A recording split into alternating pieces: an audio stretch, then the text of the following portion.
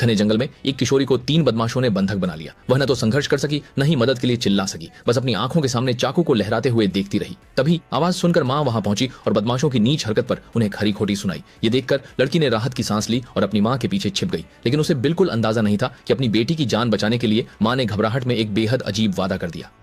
उसने प्रस्ताव रखा कि तीनों लुटेरे आपस में लड़ें, जो जीतेगा वही उसकी बेटी से शादी करेगा। हवस में अंधे लुटेरे तुरंत एक दूसरे के दुश्मन बन गए और आपस में लड़ने लगे। लड़की यह सब देखकर डर गई और मौका मिलते ही जंगल की ओर भाग खड़ी हुई। शायद किस्मत ने उसका साथ दिया। जब वह थककर हार मानने ही वाली थी, तभी उसे जंगल में पेंटिंग बना रहा एक सभ्य चित्रकार मिल गया।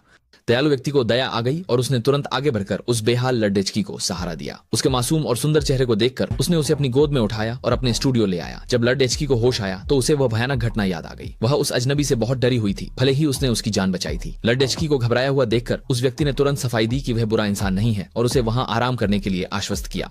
लेकिन लड़की अभी भी सतर्क थी। उसे यकीन नहीं था कि दुनिया में बिना किसी वजह के कोई दयालु हो सकता है। मजबूर होकर आदमी ने अपनी इच्छा जाहिर की और चाहा कि वह उसकी मॉडल बनकर वहीं रुक जाए। कुछ पल हिचकिचाने के बाद लड़की मान गई। तब से वह एक मॉडल के रूप में वहीं रहने लगी। साथ बिताए दिनों में आदमी ने हमेशा मर्यादा बनाए रखी, कभी कोई गलत इरादा नहीं रखा और हर दिन उसके लिए स्वादिष्ट भोजन तैयार किया।